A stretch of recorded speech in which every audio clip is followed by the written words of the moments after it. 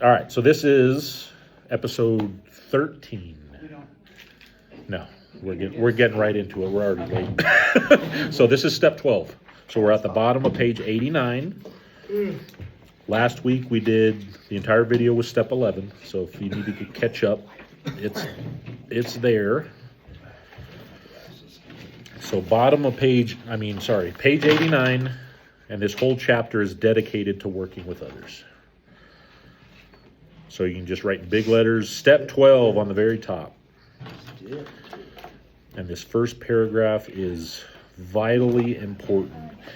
And my sponsor had me write below working with others. This is the recreational chapter, because there's no reason to be bored in Alcoholics Anonymous. No reason at all. Because everybody has a gift. What's our gift? Our experience, strength, and hope, our past, that can be used to help other people. RECREATIONAL.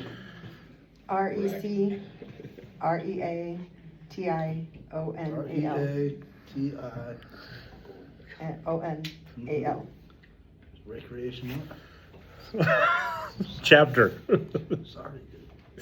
All right. Practical experience shows that nothing will so much ensure immunity from drinking as intensive work with other alcoholics.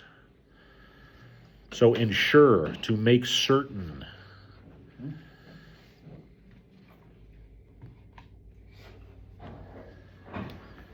Intensive, highly concentrated, focused on.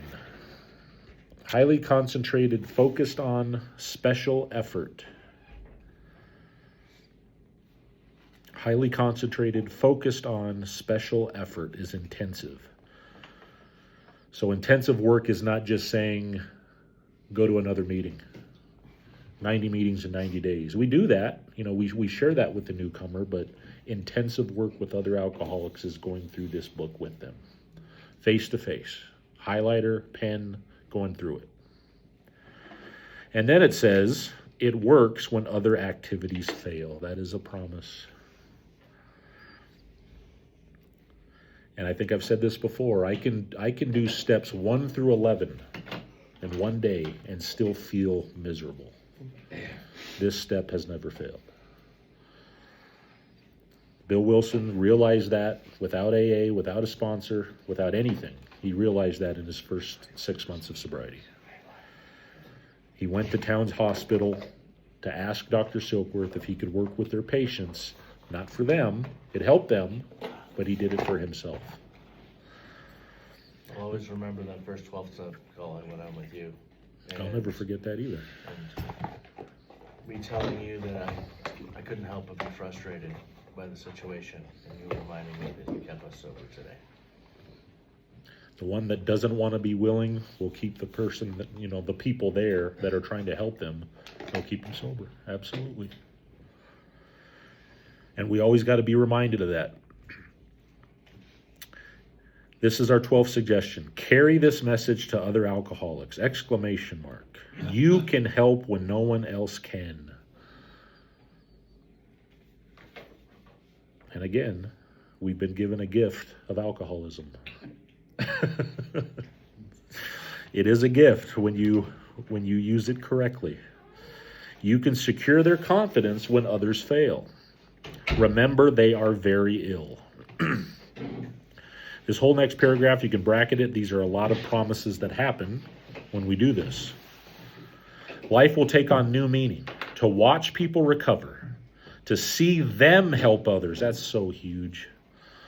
To watch loneliness vanish. To see a fellowship grow up about you. To have a host of friends. This is an experience you must not miss. We know you will not want to miss it. Frequent contact with newcomers and with each other is the bright spot of our lives. And again, when you help somebody and then you watch them help other people, words can't, I can't even describe in words how powerful that is. It truly is. That's the definition of altruism. This lady that I went to AA with in Indiana, I haven't gone because I have to be home with baby on Tuesdays, and that's dose. But while I was out there this last time, her brother-in-law had passed away. He slipped on ice, had a severe head injury, wasn't very old. And I kept talking to her and asking her. And I felt like she was shutting me out. And I told my daughter, I said, I said, I'm not trying to accuse, but I feel like things aren't right with her. And in that situation, I don't know what to do with that. You know what I mean? I'm not a great friend of hers, we're just my daughter. So what do you do with that? Plant the seed and hope it grows. Well, and we did, but I mean, just her demeanor and the way she was acting just seemed so off. And when I said it to Sarah, she said, Justin and I feel the same way, that something's not right. For someone that's struggling, what is going to show them more than anything to help them? Well, and I didn't get a chance to Action. talk to her either very But much. not that's what I'm saying. Yeah. Your words may not have meant as much as your actions. Yeah. Our actions can truly help other people. What we do, not what we say. So when I go back this next time, Just the act of reaching out, There you go. you know, it wasn't necessarily the words that she heard. She just knew that you were there and reached out to her. okay. Okay. So yeah, when you go back, if you see her, put your Oh, I hand will out see again. her, but yeah, Yeah, put your hand out again. Yep. okay. Thank you. Perhaps you are not acquainted with any drinkers who want to recover. Boy, we are now. Again, when this was written, you know, they had to go find the newcomers. We don't have to go find them now. They're everywhere. You can easily find some by asking a few doctors, ministers, priests, or hospitals. They will be only too glad to assist you sometimes. Don't start out as an evangelist or a reformer. Unfortunately, a lot of prejudice exists. You will be handicapped if you arouse it. Ministers and doctors are competent, and you can learn much from them if you wish, but it happens, and I would highlight the rest of this. This is why we don't share, you know, our experience, strength, and hope with step 2 and 3 right off the bat.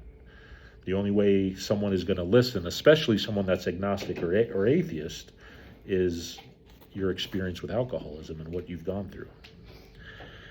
And the highlighted part is, because of your own drinking experience, you can be uniquely useful to other alcoholics. So cooperate, never criticize. To be helpful is our only aim.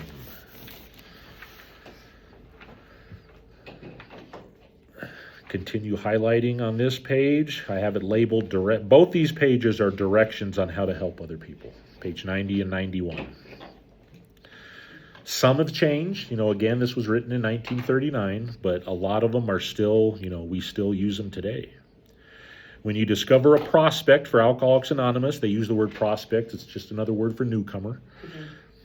Pigeon. Find out all you can about him.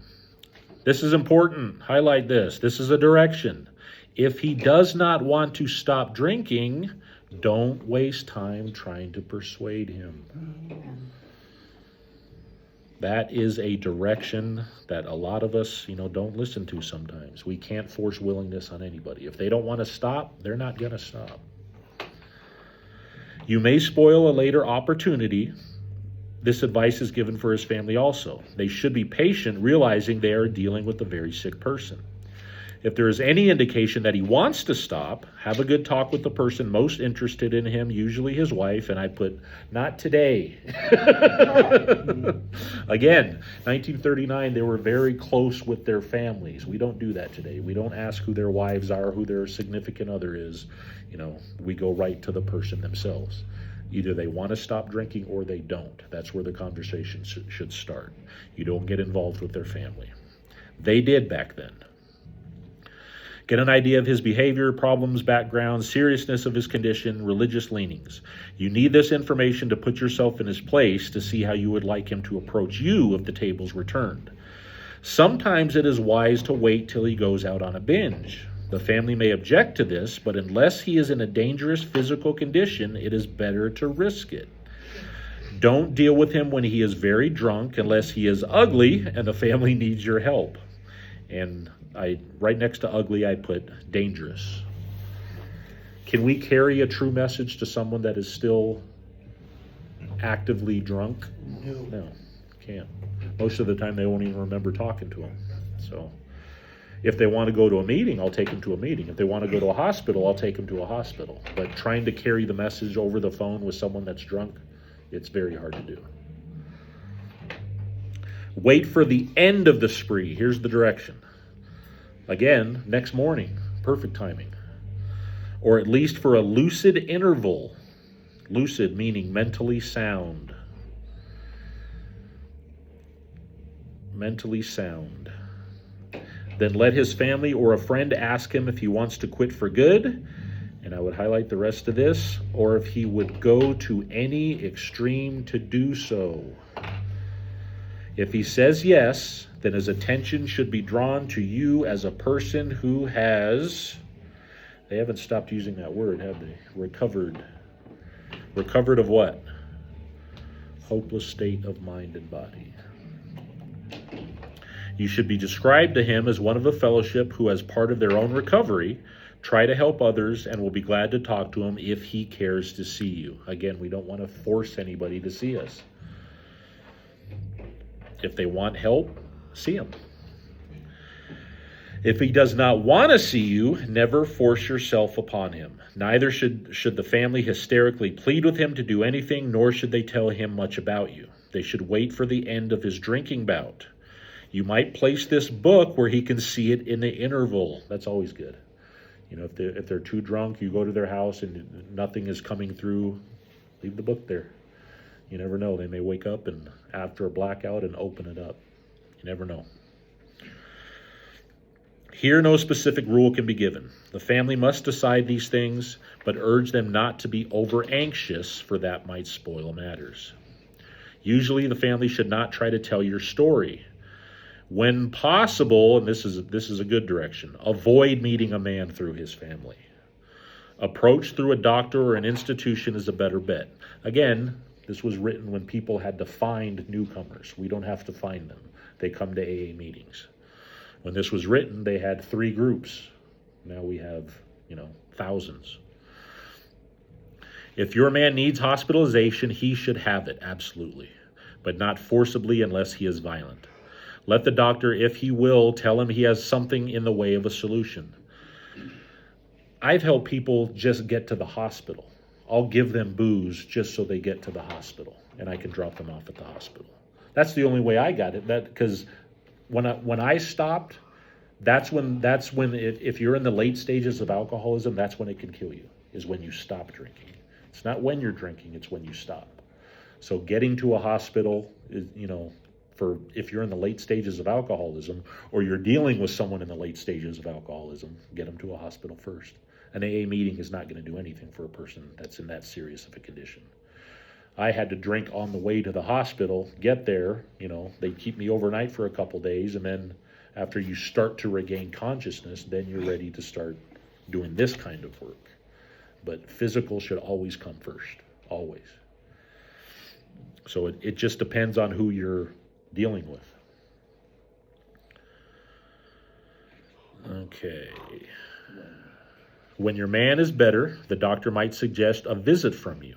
And that's perfect timing. Like if they're still in a hospital and you can have visitors, that's when you go in there and start carrying the message.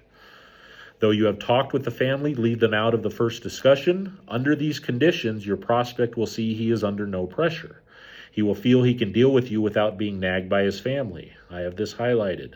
Call on him while he is still jittery. He may be more receptive when depressed. So again, early morning is a great time. If you talk to them, if you knew they were hammered the night before, try to talk to them the next morning. When they are depressed, when they wake up and they realize what they've done, and all of a sudden they're talking to an alcoholic right then and there with the solution that you all have, that's a good time to talk to them. Or get them to a meeting, See your man alone if possible. At first, engage in general conversation. After a while, turn the talk to some phase of drinking, and we all have those phases of drinking we can talk about.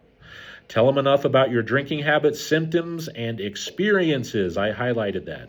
We don't share our opinions with someone that wants to stop drinking. We share our experience that we have as an alcoholic. To encourage him to speak of himself, because that's what usually happens. You start sharing some of your drinking escapades, they're going to start talking. because they know you've been in their shoes. If he wishes to talk, let him do so. You will thus get a better idea of how you ought to proceed. If he's not communicative, give him a sketch of your drinking career up to the time you quit, but say nothing for the moment of how that was accomplished. If he is in a serious mood, dwell on the troubles liquor has caused you, being careful not to moralize or lecture. If his mood is light, tell him humorous stories of your escapades. Get him to tell some of his. Sometimes that's the only conversation you can have when you come up to a newcomer, is sharing your past, and then he'll start sharing his past. They're not telling us to share the solution right off the bat. But Sometimes you should share your war stories. Yeah. Yep. Because they know you've been in their shoes. When he sees you know all about the drinking game, commence to describe yourself as an alcoholic. Tell him how baffled you were, how you finally learned that you were sick. Give him an account of the struggles you made to stop. I have this highlighted. Show him the mental twist, which leads to the first drink of a spree. What is that mental twist? Insanity. I would write insanity right next to that. Delusion right next to that. I have page 30 right next to that.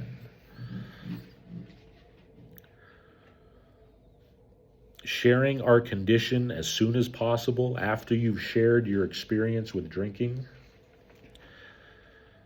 is huge. It's something I never got for years. I never heard what my problem was. I never heard what delusion was, what obsession was.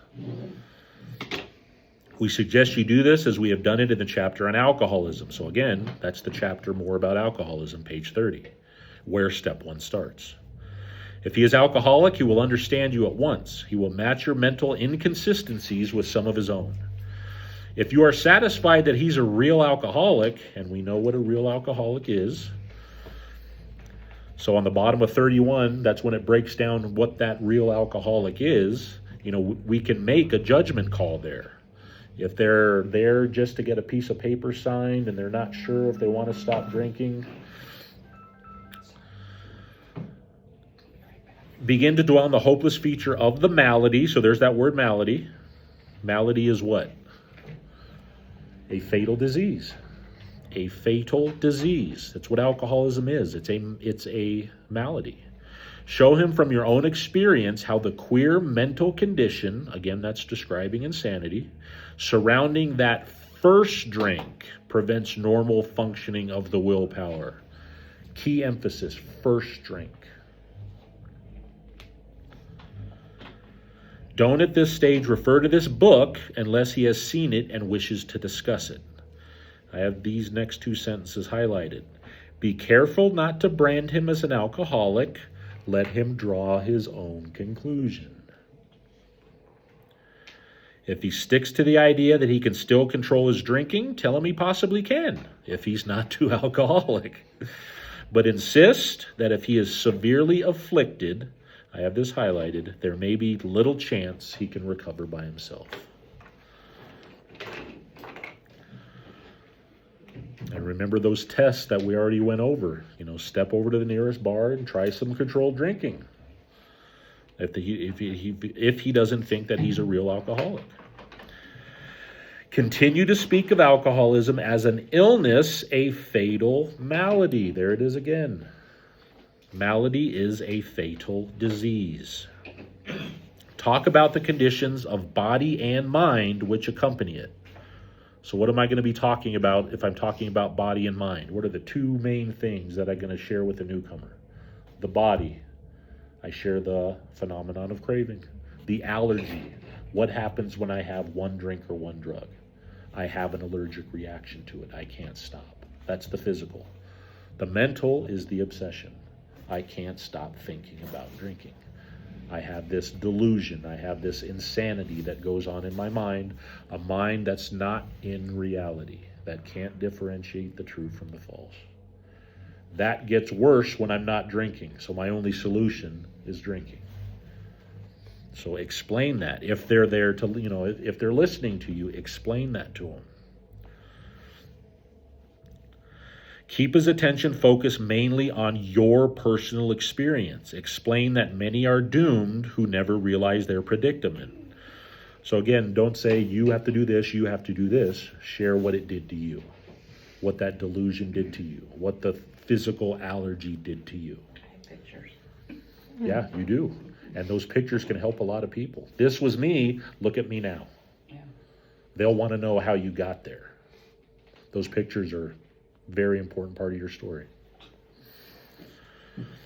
I wish I had pictures.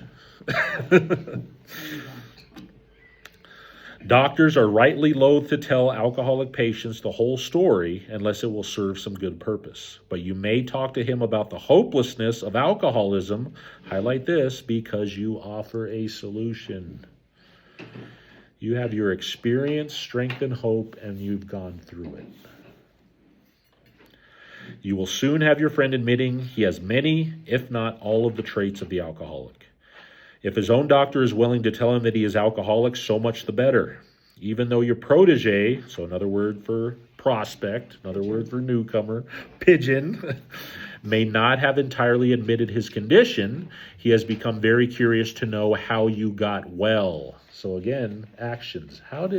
They may not listen to a word you say, but if they said all this, they almost died, they went to jail, they went through all this, how are they sober today? How are they happy, joyous, and free today? That's where actions come into effect. Let him ask you that question if he will. I have the rest of this highlighted and bracketed. These are all italicized words. Tell him exactly what happened to you. This is how we share. This is how we carry the message. Stress the spiritual feature freely. If the man may be agnostic or atheist, make it emphatic. He does not have to agree with your conception of God. He can choose any conception he likes, provided it makes sense to him. The main thing is that he be willing to believe in a power greater than himself, that he live by spiritual principles. He has to be in the willingness part of step 2. We know the part of step 2 that says God is or God isn't.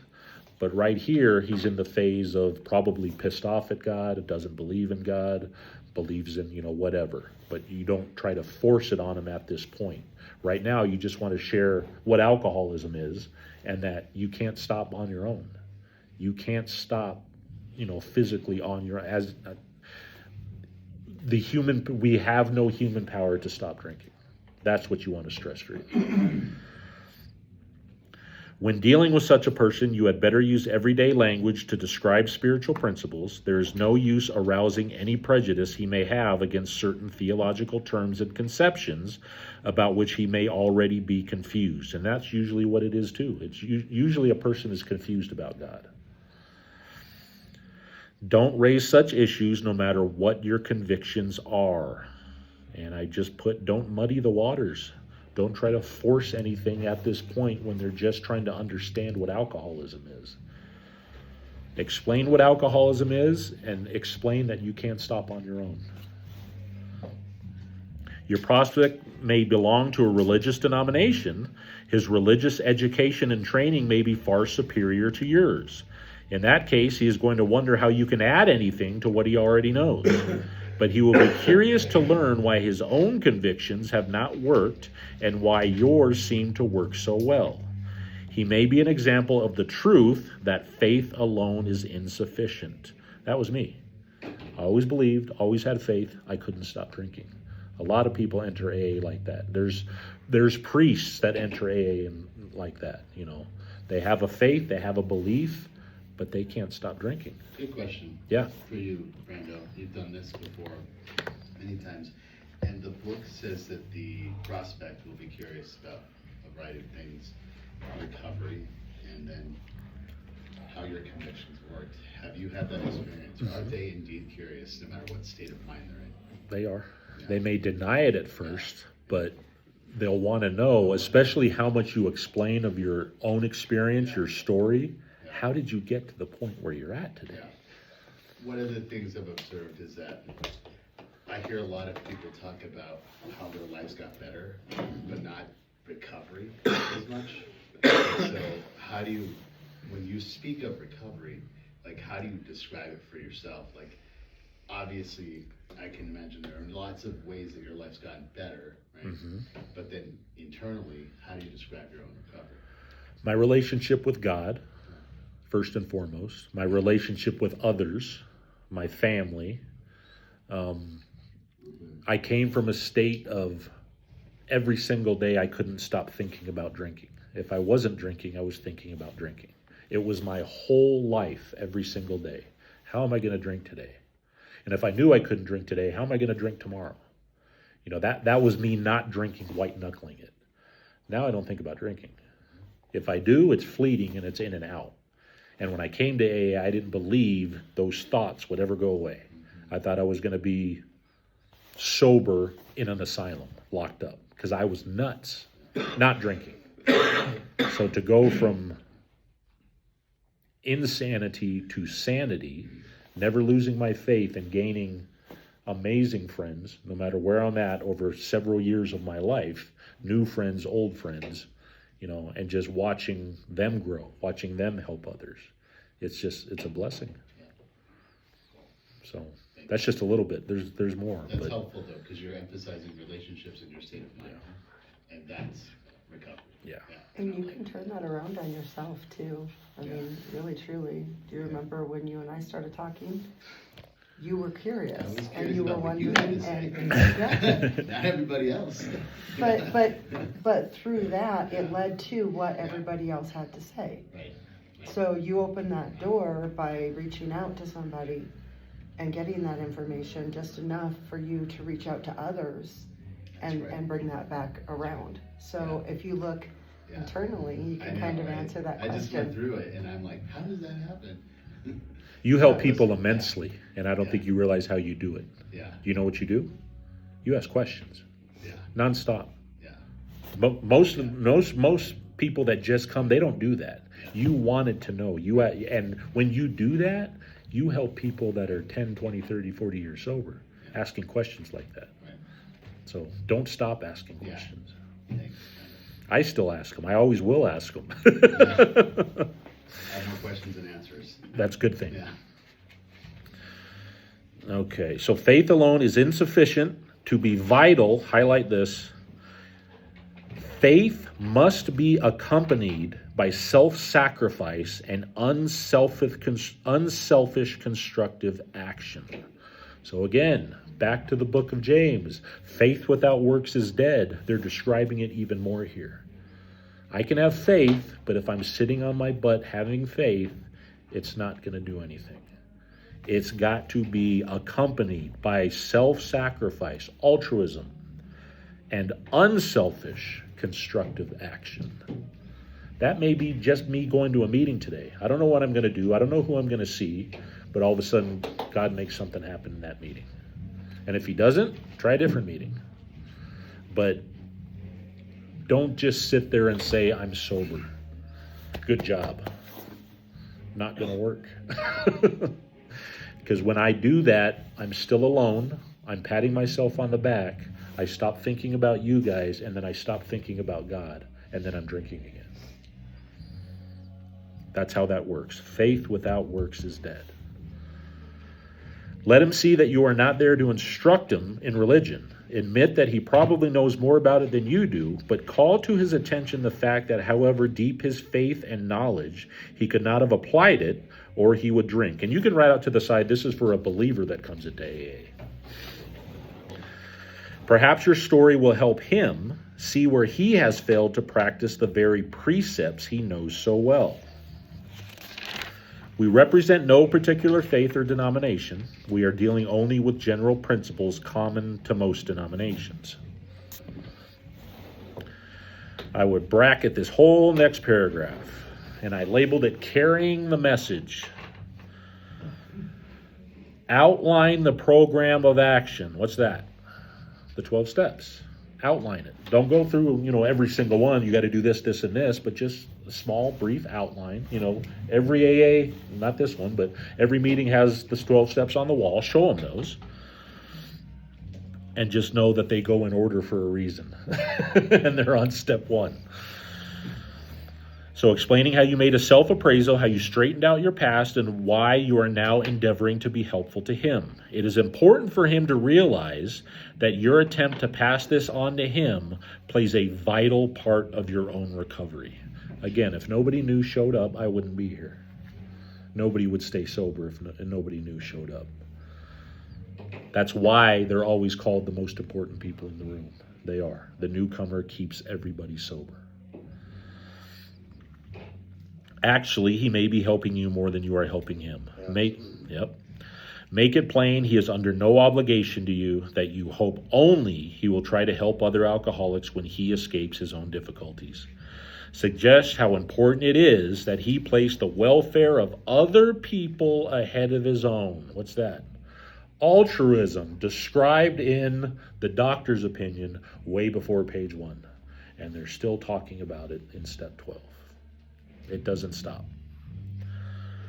Make it clear he's not under pressure, that he needn't see you again if he doesn't want to. It's okay if they don't, they don't want to see you again. They don't want to talk to you. You should not be offended if he wants to call it off, for he has helped you more than you have helped him. If your talk has been sane, quiet, and full of human understanding, you have perhaps made a friend. I have this highlighted. Maybe you have disturbed him about the question of alcoholism. This is all to the good. The more hopeless he feels, the better. He will be more likely to follow your suggestions. So again, that's why we share our past. He may not want to stop drinking at that point, but, it may get him too. Your candidate may give reasons why he need not follow all of the program. He may rebel at the thought of a drastic house cleaning, which requires, I highlighted requires, discussion with other people. Do not contradict such views. Tell him you once felt as he does, but you doubt whether you would have made much progress had you not taken action. On your first visit, tell him about the Fellowship of Alcoholics Anonymous. If he shows interest, lend him a copy of this book. Just give him a copy of what I wrote right underneath that. Back then, books were hard to come by. Here we got lots. Unless your friend wants to talk further about himself, do not wear out your welcome. Give him a chance to think it over. If you do stay, let him steer the conversation in any direction he likes. Sometimes a new man is anxious to proceed at once, and you may be tempted to let him do so. This is sometimes a mistake. If he has trouble later, he is likely to say you rushed him. I have this highlighted. You will be most successful with alcoholics if you do not exhibit any passion for crusade or reform. Never talk down to an alcoholic from any moral or spiritual hilltop. Simply lay out the kit of spiritual tools for his inspection. And that's what I always say, Nobody, because they have years and years of recovery, is above a newcomer. You treat them with respect. You treat them with equality. You're just another drunk that has gone through the steps. Your life has changed, and you offer a solution. Amen. There's so many people in this program that just think they're, above people and they can tell them what to do. No. There's a lot of times I learn more from the newcomers coming in. Me too. Because they have a different perspective on it. Amen. Yep.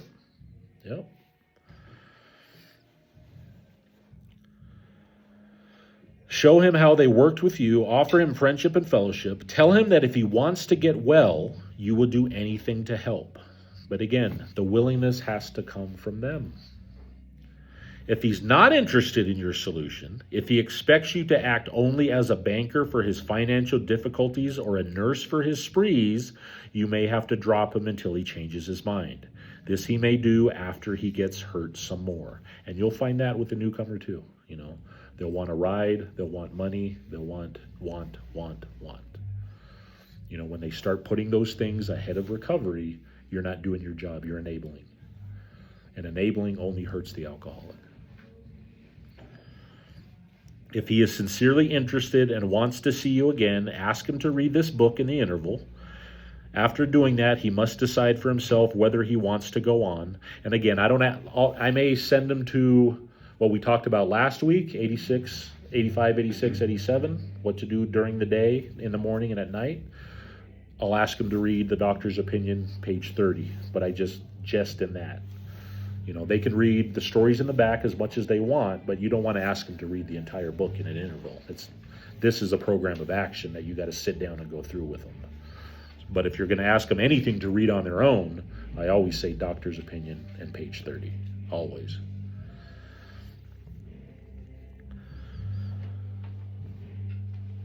He should not be pushed or prodded by you, his wife, or his friends. I have this highlighted. If he is to find God, and that is the goal, the desire must come from within. If he thinks he can do the job in some other way or prefers some other spiritual approach, encourage him to follow his own conscience. We have no monopoly on God. AA does have no monopoly on God.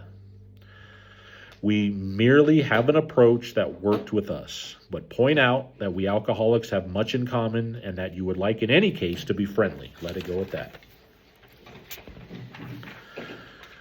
Do not be discouraged if your prospect does not respond at once. Here's a direction. Highlight this. Search out another alcoholic and try again. Oh, this person didn't listen to me. He doesn't want me to be a sponsor. I'm done. I'm going to give up. No. You find another person that wants recovery. We don't stop doing this. You are sure to find someone desperate enough to accept with eagerness what you offer. I have this highlighted. We find it a waste of time to keep chasing a man who cannot or will not work with you. Anybody who knows me knows I apply this direction with everybody I work with. This is where I'm going to be at this time, and this time. I'd love for you to be there, but if you don't show up, I'm not going to force you to show up. I'm a face-to-face person. If you want recovery, we're going to sit down and we're going to do recovery. So we can't, that's the hard part, We can't force willingness on anybody that doesn't want to be willing.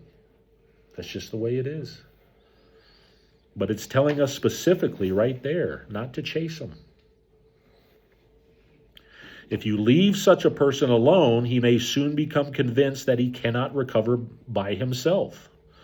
To spend too much time on any one situation is to deny some other alcoholic an opportunity to live and be happy. There's another reason. One of our fellowship failed entirely with his first half dozen prospects. He often says that if he had continued to work on them, he might have deprived many others who have since recovered of their chance. Suppose now you are making your second visit to a man. He has read this volume and says he's prepared to go through with the 12 steps of the program of recovery. Having had the experience yourself, you can give him much practical advice. Let him know you are available if he wishes to make a decision and tell his story, but do not insist upon it if he prefers to consult someone else. He may be broke. I have this bracketed. He may be broke and homeless. If he is, you might try to help him about getting a job or give him a little financial assistance. But you should not deprive your family or creditors of money they should have. Very important. Perhaps you will want to take the man into your home for a few days. Highlight this, circle this, underline this, star this, arrow this. Please be yours. Please, but be sure to use discretion. Be certain he will be welcomed by your family and that he is not trying to impose upon you for money, connections, or shelter. Here's why. Permit that and you only harm him. You will be making it possible for him to be insincere. I do not suggest putting someone you don't know in your house on your couch. I do not suggest that. Back then they did it all the time. Now, there's people that come to AA that want recovery. There's people that come to AA to be predators. There's all kinds of sick people that come to AA. You have to use your discretion. And again, what do we have? We have halfway houses, we have sober homes, we have hospitals, we have all kinds of things today that they didn't have back then. So we can set them up somewhere. If you're in recovery, we know a lot of people that have sober homes that have openings. Call them, try to get them in there. What's the name of that husband and wife that brought the people in? I have it written down. Sieberling is their last name. I have it down in here. Right? Yeah, they weren't even alcoholics, but they offered their home for Yeah. that, and that's where they had meetings. Yep. And then top of page 97, you may be aiding in his destruction rather than in his recovery. This whole next paragraph I have bracketed and highlighted. And I have written to the side, helping others is the foundation of our recovery. Helping others is the foundation of our recovery. Foundation stone of our recovery, sorry. Helping others is the foundation stone of our recovery. And that's in this paragraph. Never avoid these responsibilities, but be sure you are doing the right thing if you assume them. Helping others is the foundation stone of your recovery. A kindly act once in a while isn't enough. You have to act the Good Samaritan every day if need be. It may mean the loss of many nights' sleep, great interference with your pleasures, interruptions to your business. It may mean sharing your money in your home, counseling frantic wives and relatives, innumerable trips to police courts, sanitariums, hospitals, jails, and asylums.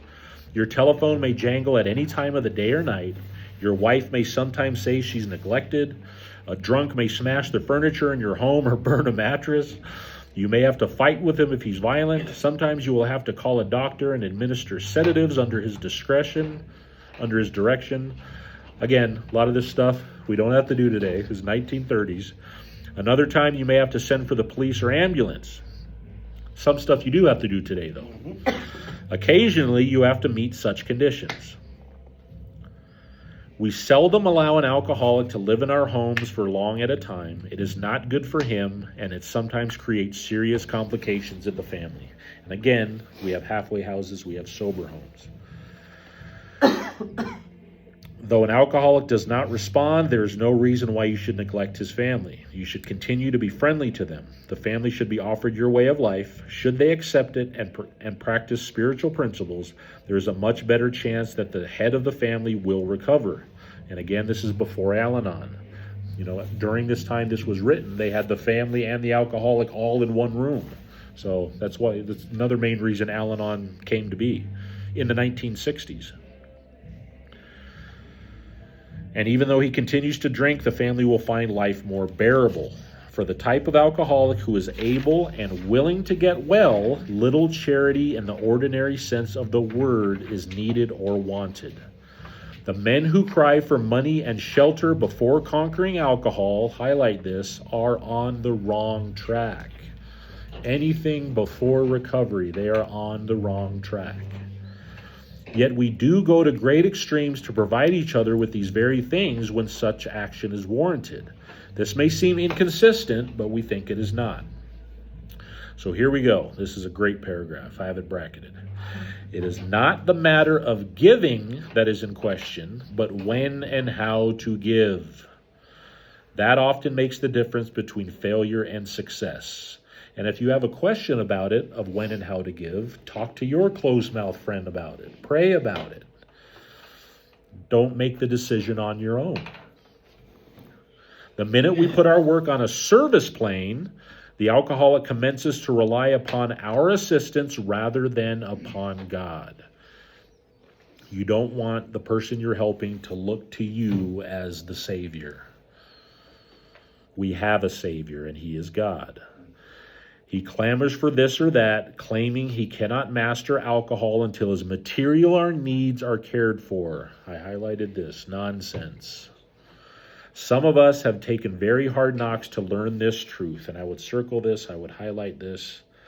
Job or no job, wife or no wife, we simply do not stop drinking so long as we place dependence upon other people ahead of dependence upon God. So you hear people in the rooms, my sponsor is my higher power. That doorknob is my higher power. The group, what is it saying here? If I put dependence upon other people instead of upon God, I'm on the wrong track. And then it says, burn the idea into the consciousness of every man that he can get well regardless of anyone. The only condition, highlight this is an absolute, he trusts in God and clean house. What's cleaning house? Bedroom and doors. Hmm? Bedroom inventories. 4 through 9. Step 10 tells us how to do 4 through 9. Because we're not going to stop sinning. We're not going to stop harming. We're going to get better at it. We're going to know when we cause harm, and we're going to want to take care of it right then and there. But that cleaning house process is for the rest of our lives. And what's the rest of our lives? Right now. Today. if we think about it as the rest of our lives, we're like, oh, this is never going to end. Can I do this instead of forever? Yes. Can I do this today? Can I take care of this harm I caused today? I can do that. So that's an absolute. So when you hear what is recovery about, trust in God, clean house, help others. That is the short version of the 12 steps. Trust in God, clean house, help others.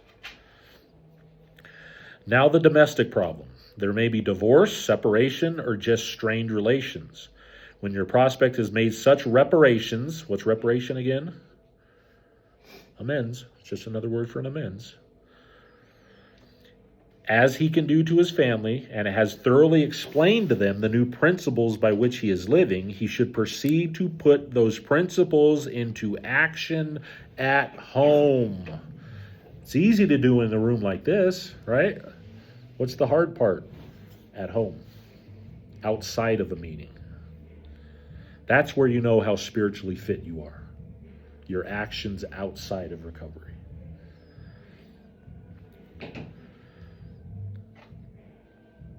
That is, if he is lucky enough to have a home, though his family be at fault in many respects, he should not be concerned about that. He should concentrate on his own spiritual demonstration.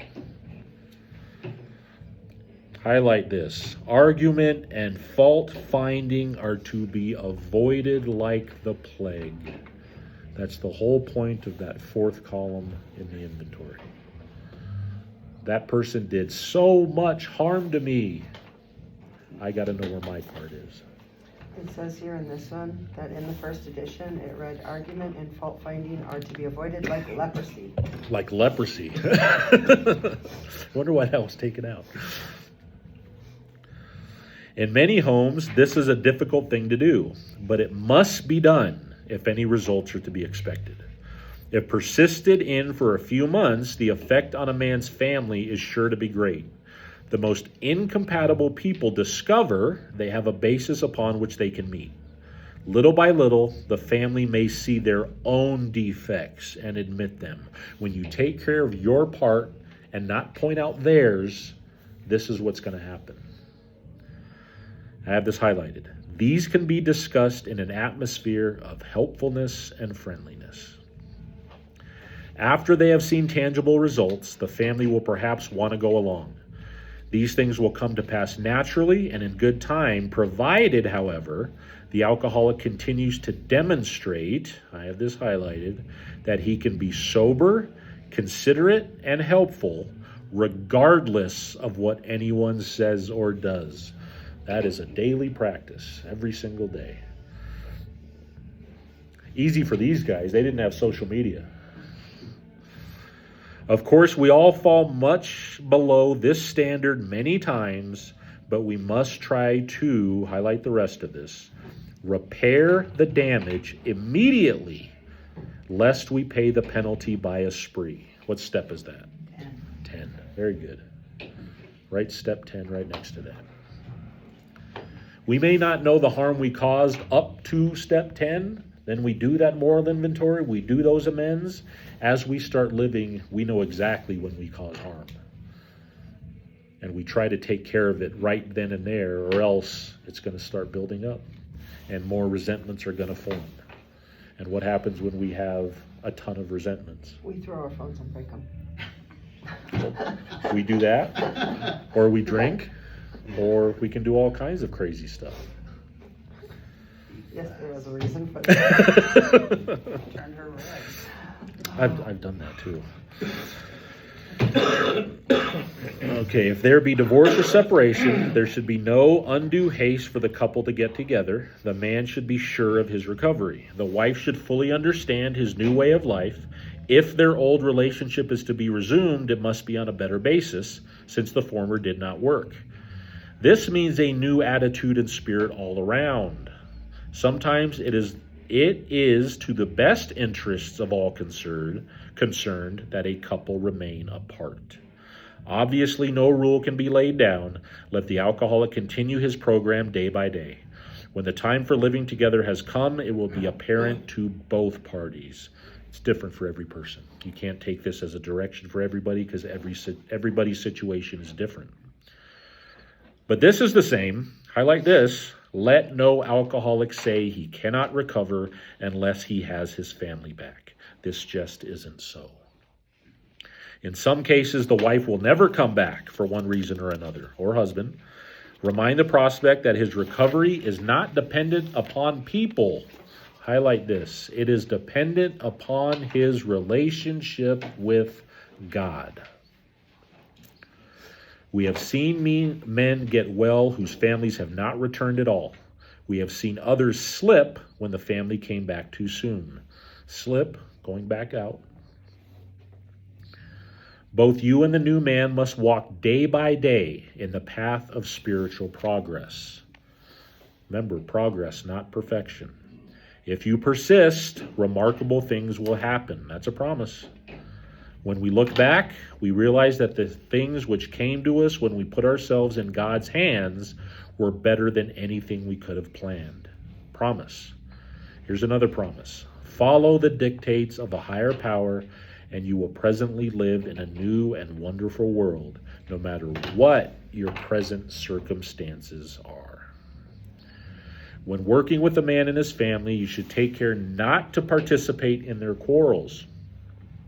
You may spoil your chance of being helpful if you do, but urge upon a man's family that he has been a very sick person and should be treated accordingly. You should warn against arousing resentment or jealousy. You should point out, highlight this, that his defects of character are not going to disappear overnight. Dang it. I wanted them all gone. Show them that he has entered upon a period of growth. Ask them to remember, when they are impatient, the blessed fact of his sobriety. Sometimes you just got to get right back to gratefulness, and that starts with, am I sober today? Am I sober today? If you have been successful in solving your own domestic problems, tell the newcomer's family how that was accomplished. In this way, you can set them on the right track without becoming critical of them. The story of how you and your wife settled your difficulties is worth any amount of criticism. Assuming we are spiritually fit, we can do all sorts of things alcoholics are not supposed to do. Because we know what happens when we're not spiritually fit, right? Bottom of page 14. People have said we must not go where liquor is served. We must not have it in our homes. We must shun friends who drink. We must avoid moving pictures when show drinking scenes. We must not go into bars. Our friends must hide their bottles if we go to their houses. We mustn't think or be reminded about alcohol at all. Highlight this. Our experience shows that this is not necessarily so. We read this at the men's meeting at Freedom Hall for a reason. We meet these conditions every day. Every day. An alcoholic who cannot meet them still has an alcoholic mind. There is something the matter with his spiritual status. This is a reason, way back then in the 30s and 40s, that Bill Wilson, when they did meetings in his kitchen, in his house, he'd have a full bottle of alcohol right on that table. Because if you're focusing on that being the problem, you're not understanding recovery. That's why a certain meeting does that today. His only chance for sobriety would be someplace like the Greenland ice cap, and even there, an Eskimo might turn up with a bottle of scotch and ruin everything.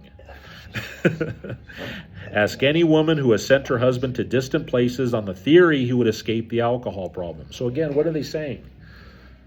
If I change my environment, if I go to Antarctica, am I going to be okay? Nope.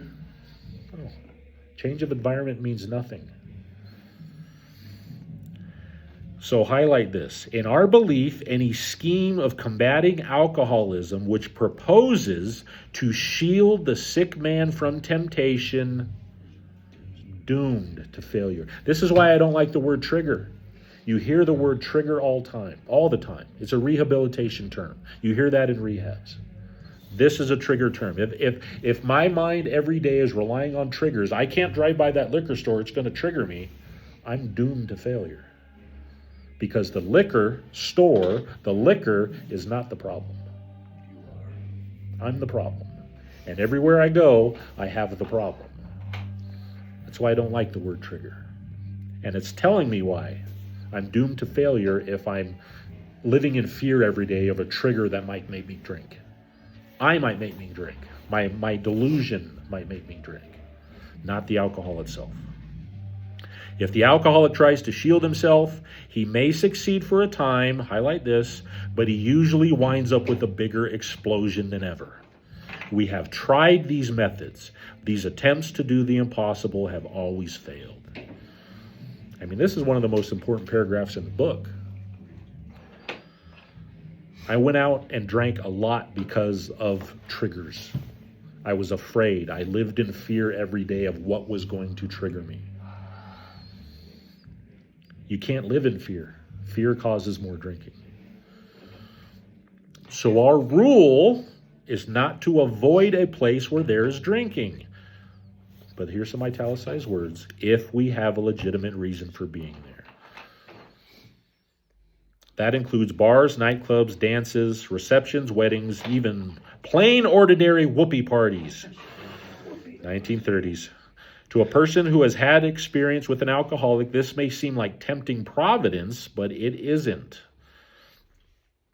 So again, I don't want to be afraid of liquor stores or have them trigger me, but I'm also just not going to drive up to one and go in there and hang out, right? That's what they're saying. And then you notice this is kind of cool. So assuming we are spiritually fit, right there on the bottom of 100, bring that arrow right straight across. And then it says, you will note we made an important qualification. That's the qualification. I'm spiritually fit. Therefore, ask yourself on each occasion, and this is, if we know we're going to a place where there's going to be a lot of drinking, this is what I need to look at in the book. Have I any good social, business, or personal reason for going to this place? Or am I expecting to steal a little vicarious pleasure from the atmosphere of such places? Those are legitimate questions to ask. Am I going to a wedding to support my friends? I should go. Am I going to a wedding of people that I don't know? I probably shouldn't go. If you answer these questions satisfactorily, you need have no apprehension. Go or stay away, whichever seems best. But again, where should my mindset be if I'm going to go or stay away? Fit spiritual condition. But be sure you are on solid spiritual ground before you start, and that your motive is thoroughly good. Do not think of what you will get out of the occasion. This is so important right here. Highlight this. I used to be miserable in like my first few months of recovery, forcing myself to go to events because I did everything drinking. Every single thing I did for 17 years, I did drinking. From concerts to football games to getting the mail at my mailbox. So doing these things sober, I was miserable. And why was I miserable? Because what am I expecting to get out of this event, or what can I bring to it? So I had to force myself to talk to people. I had to force myself to pay attention to what was going on, not expecting of what I can get out of it. What can I bring to it? And that will change your entire mindset about going to these places. We can go anywhere. You've gone to, I don't know how many concerts. I mean, we can have fun sober. I thought it was impossible. I really did, because I did everything drunk. I have more fun sober, traveling, going to events, concerts, whatever it is. They're a blast sober. With friends in recovery is even better. So whenever you you feel down, because I can feel down in a place full of 100 people. I can feel alone. What can I bring? What am I not doing? What can I bring to the event? Very important direction. But then it says if you are shaky, you better work with another alcoholic instead. If you don't want to go, if you have fear, anger, or whatever, work with another alcoholic. You're not spiritually fit. Why sit with a long face in places where there is drinking, sighing about the good old days? We can do that. Because for all of us, alcohol worked at one time, right? If it is a happy occasion, try to increase the pleasure of those there. There it is. That's something that you got to practice. If I'm going to sit there bored and angry and in fear, how can I get out of that? I force myself to talk to somebody else. If it is a happy occasion, try to increase the pleasure of those there. If a business occasion, go and attend to your business enthusiastically. If you are with a person who wants to eat in a bar, by all means, go along. Let your friends know they are not to change their habits on your account. At a proper time and place, explain to all your friends why alcohol disagrees with you. Break Right? out in handcuffs. Break out in spots, break out in handcuffs. I say I'm allergic. That's it. I can't say that. I say it all the time. Why don't you have a sip? Because I don't know what a sip is. Why don't you have a beer? Because I don't know what a beer is. Never have, never will. I have a reaction when I put it into my system. So do I, and I still do. Yep. Everybody I know knows. Me too. So Yep. it's not, I made it known. Yeah. well, they were all with me. I made a personal decision to make it known that I was an alcoholic to everybody. Not all, this is Alcoholics Anonymous. You don't have to do that. I did it, just, Yeah. and it turned out, you can help a lot of people that way by doing that way too. I'm not saying to do it, but I'm just saying for me, that's what I did. Everybody I'm I know. allergic. But like you said, everybody knew anyway. It's Yeah. not like I was hiding it from Right. anybody. Okay. So, find a proper time and explain to all your friends why alcohol disagrees with you. You can do that, in your own way. Everybody, I guess, has their own way of doing that. If you do this thoroughly, few people will ask you to drink. I have the rest of this highlighted. While you were drinking, you were withdrawing from life little by little. Now you are getting back into the social life of this world. So again, this is, you remember what everybody should remember what they were like getting back into the first couple weeks, couple months of life. But this is how you share it with people that, are, with the newcomer that you're trying to help. You can go to this page and show them how to get back into life. Because what was our problem? It wasn't drinking, it was living. Don't start to withdraw again just because your friends drink liquor. Your job, so we got a new job. Your job is to be at the place where you can be of maximum helpfulness to others. Remember, we talked about that. What was our purpose? God and others. That's our purpose. So never hesitate to go anywhere if you can be helpful. You should not hesitate to visit the most sordid spot on earth on such an errand. Sordid means vile. And what are they talking about here? I used to do meetings in detox facilities. Our brothers right here do it in the rescue mission. I've done meetings there too. You want to go on the firing line? This is the firing line they're talking about. Go to prisons. Carry the message, and it's going to help you. I promise it will help you. So that's what being on you can go to meetings, go to the hour meeting and go home. But if you go on a prison meeting, rescue mission meeting, talk to a homeless guy on the street, go where there's real pain and suffering right in front of your face, it's going to do something to you. It really will. And then it says, keep on the firing line of life with these motives, and God will keep you unharmed. That is a promise. Many of us keep liquor in our homes. We often need it to carry green recruits through a severe hangover. I don't recommend that. I have given liquor to other people to get them to the hospital, but I don't keep it in my home. Some of us still serve it to our friends, provided they are not alcoholic, but some of us think we should not serve liquor to anyone. That's what I have, but it's up to you. It's up to you depending on what? Your spiritual condition. We never argue this question. We feel that each family, in the light of their own circumstances, ought to decide for themselves. So there it is. We are careful never to show intolerance or hatred of drinking as an institution. Experience shows that such an attitude is not helpful to anyone. Every new alcoholic looks for this spirit among us and is immensely relieved when he finds we are not witch burners. A spirit of intolerance, I have this highlighted, might repel alcoholics whose lives could have been saved, had not it been for such stupidity. We would not even do the cause of temperate drinking any good, for not one drinker in 1,000 likes to be told anything about alcohol by one who hates it. Very true.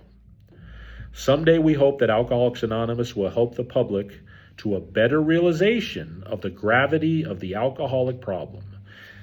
And they're, just imagine, they're hoping one day Alcoholics Anonymous will help the public.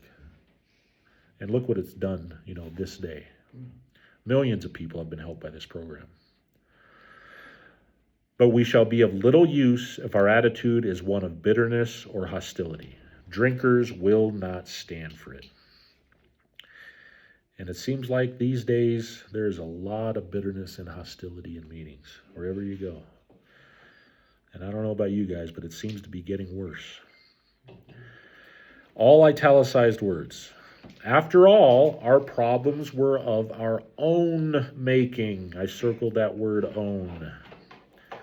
Bottles were only a symbol. Besides, we have stopped fighting anybody or anything. We have to.